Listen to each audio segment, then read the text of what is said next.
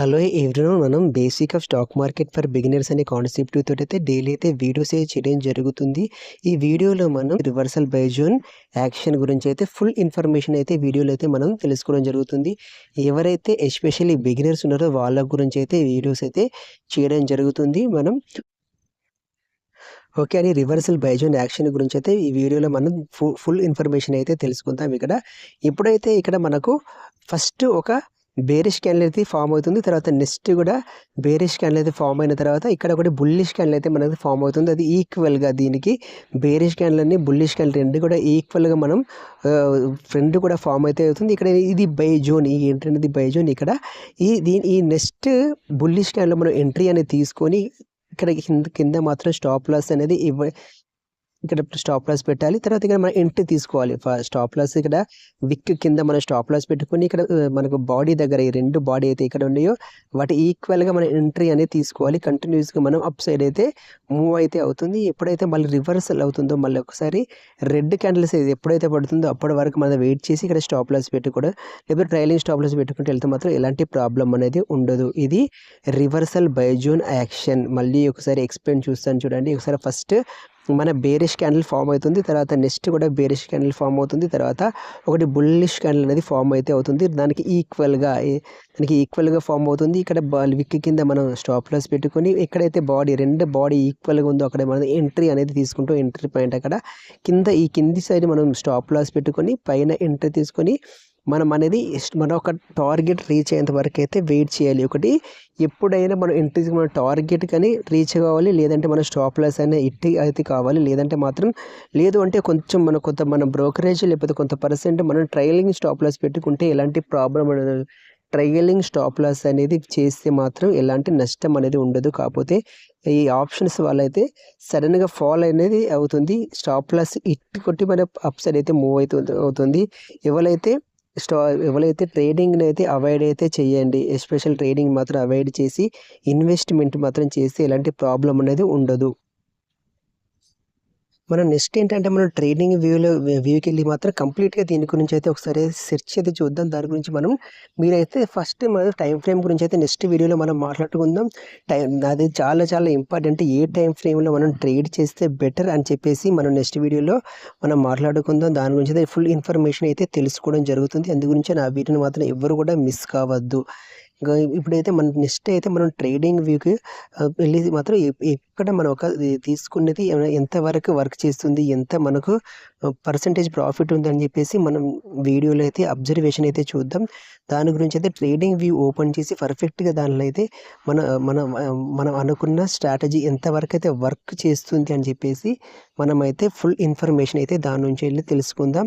Okay, మనమైతే trading వ్యూలో దీని గురించి మీరు కూడా ఒకసారి అబ్జర్వేషన్ అయితే చేయండి. ట్రేడింగ్ వ్యూకి వెళ్ళేసి మీరు టైం ఫ్రేమ్ డిఫరెంట్ టైం ఫ్రేమ్లో మాత్రం చూడండి, మీకైతే అర్థమైతే అవుతుంది.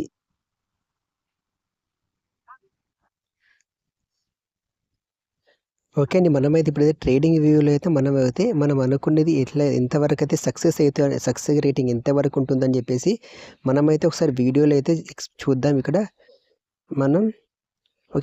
ఫస్ట్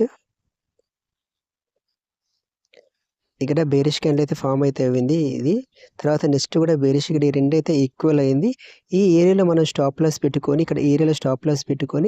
ఈ ఏరియాలో అనేది మన ఎంట్రీ, మన స్టాప్ లాస్ కాకుండా మాత్రం అప్ సైడ్ అయితే మూవ్ అయితే ఇవ్వడం జరిగింది. ఇక్కడ నెక్స్ట్ మనం ఇదే విధంగా చూసుకున్నట్లయితే నెక్స్ట్ ఎక్కడే ఉంది అని చెప్పేసి నెక్స్ట్ కూడా మనం అయితే చూద్దాం.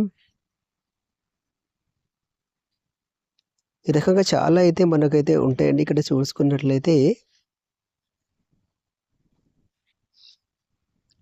ఓకే, ఈ విధంగా మీరు నెంబర్ ఆఫ్ అయితే మనకైతే ఫామ్ అయితే అవ్వడం జరుగుతుంది. మీరు ఒక్కొక్కటి మాత్రం ఫిగర్ని మాత్రం కంప్లీట్గా మీరు నేర్చుకున్న తర్వాత, మీరు పర్ఫెక్ట్గా అర్థం చేసుకున్న తర్వాత దీన్ని అయితే ఒకసారి అబ్జర్వేషన్ చేయండి.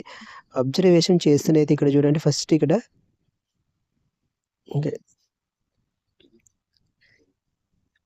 ఇది బేరిష్ క్యాండిల్ అనేది ఈ రెండు ఈక్వల్గా అయితే ఉండేది. ఇక్కడ స్టాప్ లాస్ పెట్టుకొని మనం అనేది ఈ ఏరియాలో ఎంట్రీ అనేది స్టాప్ లాస్ కాకుండా మాత్రం కంప్లీట్గా అప్ సైడ్ అయితే మూవ్ అయితే అవ్వడం జరిగింది. ఇక్కడ మళ్ళీ చూసుకోండి, ఇక్కడ మళ్ళీ ఎప్పుడైతే ఈక్వల్గా ఇక్కడ మన ఈక్వల్గా మళ్ళీ ఇక్కడ ఈక్వల్గా ఫామ్ అయితే అయిందో, ఇక్కడ మళ్ళీ ఈక్వల్గా ఫామ్ అయితే అయిందో, ఇక్కడైతే మనం మన ఎగ్జిట్ అయితే అవ్వడం జరుగుతుంది. ఇక్కడ ఎగ్జిట్ అయితే అవ్వడం జరుగుతుంది. ఇక్కడ ఎంట్రీ తీసుకుంటాం, ఇక్కడ ఎగ్జిట్ అవుతుంది. కంటిన్యూస్గా అప్ సైడ్ అయితే మూవ్ అయితే అవ్వడం జరిగింది. ఇలాంటి అయితే చాలా వరకు అయితే ఉండేది. మీరు ఎప్పుడైతే మీరు స్టాక్ మార్కెట్ పైన ఫస్ట్ మీకు నేర్చుకున్న తర్వాత మీరు ఇలాంటి ప్రయోగాలు చేయండి. ఎవరైతే ట్రేడింగ్ చేద్దాం అనుకుని అట్లీస్ట్ 6 months మాత్రం పేపర్ ట్రేడ్ చేసిన తర్వాత ఫర్దర్గా మీరు పొజిషన్స్ మాత్రం తీసుకోండి. లేదంటే స్టాక్ మార్కెట్ లాస్ అవ్వడానికి మాత్రమే ఛాన్సెస్ ఎక్కువ వరకు ఉంది. మీరు ఫస్ట్ ఆఫ్ ఆల్ మీరు చేయాల్సింది 6 months పేపర్ ట్రేడ్ చేసిన తర్వాతే మీరు పొజిషన్ మాత్రం తీసుకోవాలి. ఇక్కడ నెక్స్ట్ ఈ రకంగా చూసుకున్నట్లయితే ప్రతిదీ కూడా మనం చూద్దాం.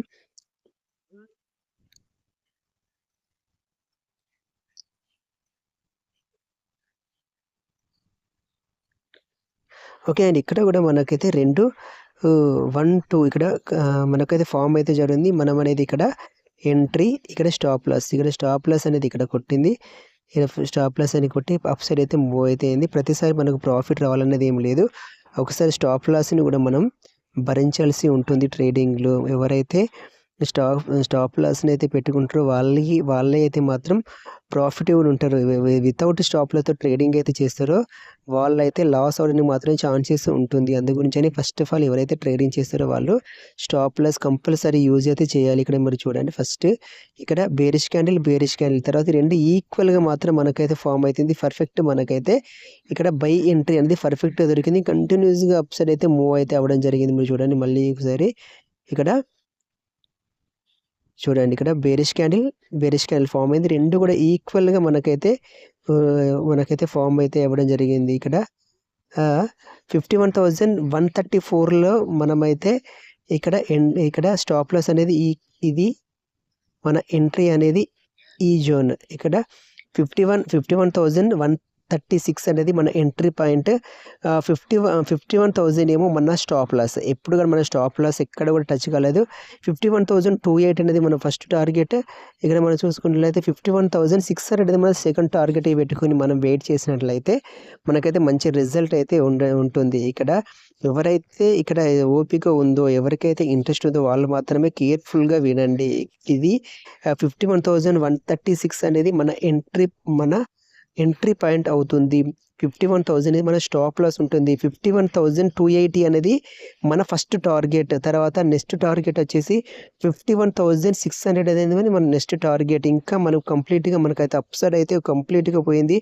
ఇంకా ఎక్కడ దాకా తీసుకుంది అంటే 52,500 600 వరకు అయితే మూవ్ అయితే ఇవ్వడం జరిగింది. కంటిన్యూస్గా ఇంత మంచి మూవ్ అయితే రావడం జరిగింది. కాకపోతే మనం ఇక్కడ ఎప్పుడైతే మార్కెట్ అయిపోయిన తర్వాత ఎనలైజ్ చేయడం చాలా సింపుల్. కాకపోతే మార్కెట్లో ఎప్పుడైతే మనం డ్రాప్ అవడానికి మాత్రం ఛాన్సెస్ ఉంది. మార్కెట్ మనం ఎప్పుడు కూడా ప్రాఫిట్ అనేది తీసుకొనివ్వదు. మనకు ప్రాఫిట్ ఎప్పుడైతే మన 1 week ప్రాఫిట్ ఉన్నది కూడా మార్కెట్ ఒక్క రోజులో మన ప్రాఫిట్ని మొత్తం మార్కెట్ అనేది తీసుకుంటుంది. ఇంకా మనం లాస్ అవ్వడానికి మాత్రం ఛాన్సెస్ ఉంటుంది. అందుగురించి 90% ట్రేడర్స్ మాత్రం లాస్ అయితే అవుతున్నారు స్టాక్స్లలో. అది మన ఆప్షన్స్ ట్రేడింగ్లో ఆప్షన్ ట్రేడింగ్ చేసే వాళ్ళైతే 90% అయితే ఫెయిల్ అవుతుంటారు. అందుగురించనే మీరు ఎట్టి పరిస్థితుల్లో ఆప్షన్స్ మాత్రం మీరు చేయాలనుకుంటే, నేను ఆప్షన్స్ చెయ్యొద్దని నేను చెప్పాను. మీరు ప్రాక్టీస్ చేసిన తర్వాతే, మీరు కంప్లీట్గా ఆప్షన్ గురించి తెలుసుకున్న తర్వాతే, పేపర్ ట్రేడ్ చేసిన తర్వాతే, ఇవన్నీ అయిన తర్వాత మీరు ట్రేడింగ్ అనేది చేయండి. అంతవరకు మన ట్రేడింగ్ మాత్రం అవాయిడ్ అయితే చేయండి. ఇలాంటి కాన్సెప్ట్ అయితే చాలా అయితే ఉంటాయండి. మనకైతే ఇంకా నెంబర్ ఆఫ్ మనకు దొరుకుతాయి. ఇది మనం 5 minutes టైం ఫ్రేమ్ అయితే మీరు అవసరం అనుకుంటే 1 minute టైం ఫ్రేమ్, లేదా 2 minutes 15 minutes టైం ఫ్రేమ్, ఏ టైం ఫ్రేమ్లో మీరు చూసుకున్న ఇలాంటివి మాత్రం మనకైతే మనకు కనబడుతూనే ఉంటాయి. మీరు ఎంట్రీ పాయింట్ అయితే మీకు ఎవరైతే మార్కెట్ పైన మీరు కంప్లీట్గా ఫోకస్ చేసి మాత్రం ఎంట్రీ తీసుకోవాల్సి ఉంటుంది. మీ ఇష్టం వచ్చినప్పుడు ఎంట్రీ అనేది ఆప్షన్స్ మాత్రం ఉండదు. ఓకే, మీకు స్టాక్ అయితే ఫండమెంటలీ స్ట్రాంగ్ స్టాక్స్ తీసుకొని ఇన్వెస్ట్మెంట్ చేస్తే మాత్రం ఎలాంటి ప్రాబ్లం అనేది ఉండదు. మీకు కంప్లీట్గా మీకు ఎప్పుడైనా కూడా ఫండమెంటలీ స్ట్రాంగ్ స్టాక్స్ తీసుకొని మీరు దానిలో సిప్ చేస్తే మాత్రం ఎలాంటి లాస్ అనేది ఉండదు. సిప్ అనేది చేయాలి. మీకు ఒక లంసమ్గా మాత్రం పెట్టచ్చు, లేదంటే మంత్లీ ఇన్వెస్ట్మెంట్ చేసుకోవచ్చు. ఏది చేసుకున్నా ఒక ట్రేడర్ మాత్రం లాస్ అవుతాడు. ఒక ఇన్వెస్టర్ ఎప్పుడు ప్రాఫిటబుల్గానే ఉంటాడు. లాంగ్ టర్మ్ ఇన్వెస్టర్ ఎప్పుడు లాస్ అయితే అవ్వడు. ఏది ఫండమెంటల్ స్ట్రాంగ్ స్టాక్ తీసుకున్న ఇన్వెస్టర్, ఏది మన స్మాల్ క్యాప్లో ఇన్వెస్ట్మెంట్ చేసి లేకపోతే ఒక్క స్టాకే తీసుకొని దాంట్లో వేసి లాస్ అయినా అంటే మాత్రం ఇది పాసిబుల్ కాదు. అట్లీస్ట్ మనం డిఫరెంట్ సెక్టార్స్లలో కనీసం 10 to 15 స్టాక్స్లో ఇన్వెస్ట్మెంట్ చేయాలి. ఒక్కొక్క దాంట్లో ఓన్లీ 5% మాత్రం ఇన్వెస్ట్మెంట్ చేసి మనం వెయిట్ అయితే చేయాలి. లేదంటే ప్రతిసారి బేస్లలో మాత్రం చేస్తే ఎలాంటి ప్రాబ్లం ఉండదు. దాని గురించి అయితే ప్రీవియస్ వీడియోలో నెక్స్ట్ వీడియోస్లో మనం వాటి గురించి డీటెయిల్స్గా అయితే మాట్లాడుకుందాం. ఓకే ఫ్రెండ్స్, మరో వీడియోతో మళ్ళీ కలుసుకుందాం. Thank you for watching. జై హింద్.